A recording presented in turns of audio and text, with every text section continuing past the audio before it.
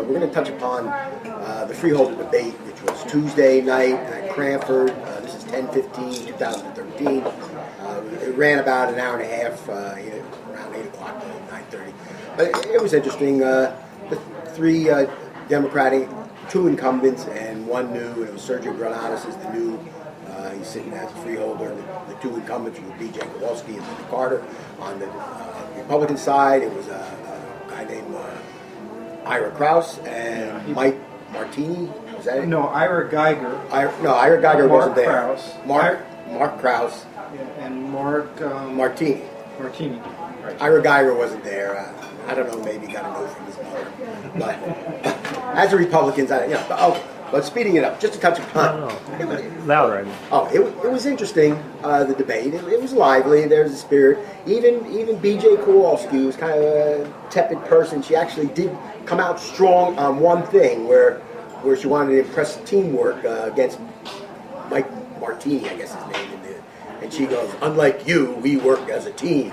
Which was good. I actually went up afterwards and I shook her hand. I said, I appreciate it. You showed You some. didn't. Yeah, I said you showed some. I've lost all respect. You showed some effort, Seriously. But anyway, the whole thing was interesting. There were questions from the Courier News and Home News Tribune, and then it went into public questions where they handed out index cards and everybody wrote questions on it and they collected it. But all my questions, they didn't read it. They didn't. They really. These people. If you want to know what my question was, I was just wondering if the guilty plea of Palmieri, the county employee, was representative of the Union County government.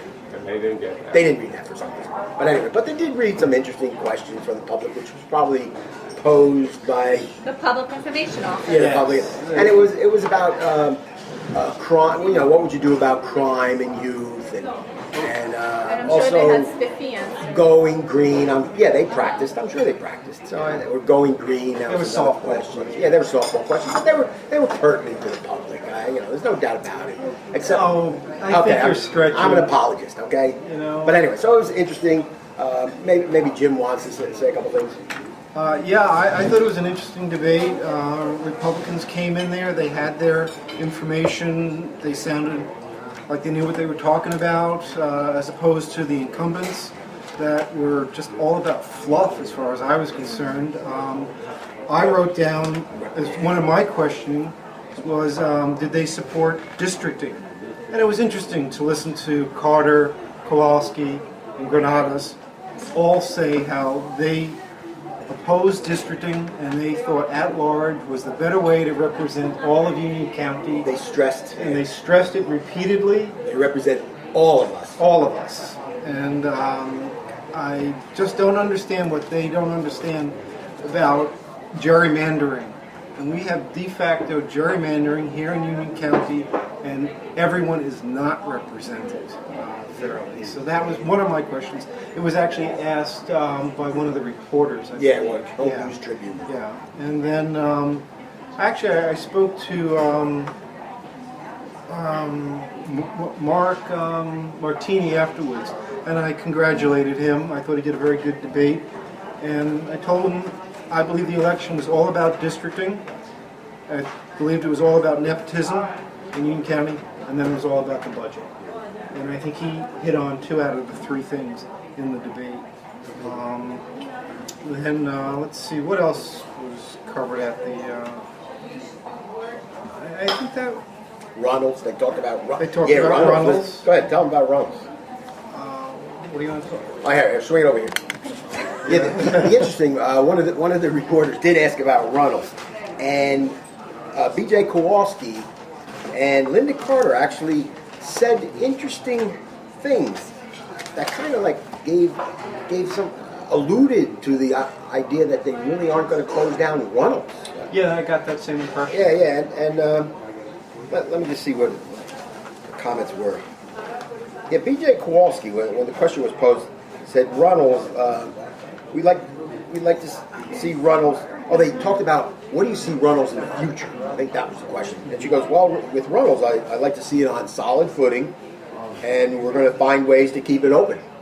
Yeah, but she said that before the last election, when it was on solid footing, and then they found out it was losing all the money after Okay. the All election. right, and then So, come on. Linda Carter noted, we're looking for new revenue sources, and Runnels, we would like to fully utilize Runnels and increase the services so it will run efficiency, something like that, in that terminology. But both of them sounded like they're looking forward to keeping Runnels open.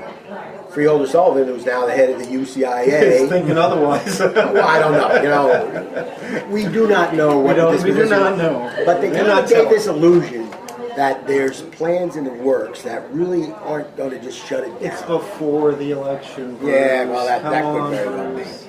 That Actually, one of the other things that did come up in the debate was a question posed by one of the reporters. I don't remember which. Was in essence, how many jobs have you provided generated? this economy, Or how would you generate more jobs in Union County? the economic development problem. Yeah, and one of the answers really struck me, and that was by Freeholder Kowalski. She was lauding the success that Galloping Hill has generated 130 new jobs. She didn't go into whether they were county jobs, full-time jobs, part-time jobs, construction jobs. She said 130 jobs were created. Well, this evening at the freeholder meeting, which I was thrown out, voluntarily left, we did get the answer as to how much money was spent at Galloping Hill generating those jobs. And according to County Manager Fiala, he claims it's $25 million. Well, we're going to see how big that number balloons after we ask for the backup on that. But I figure it's roughly $40 million. So if you take the $40 million divided by the 130 jobs that she feels were created, the county has spent a whopping $258,000 per created job. An unsustainable number, an outrageous number. And obviously she has no idea of what creating jobs is all about. And it's ridiculous. Yeah. And the management company, Kemper Sports, is based out of Chicago. So she created income for them. Yeah, Chicago jobs.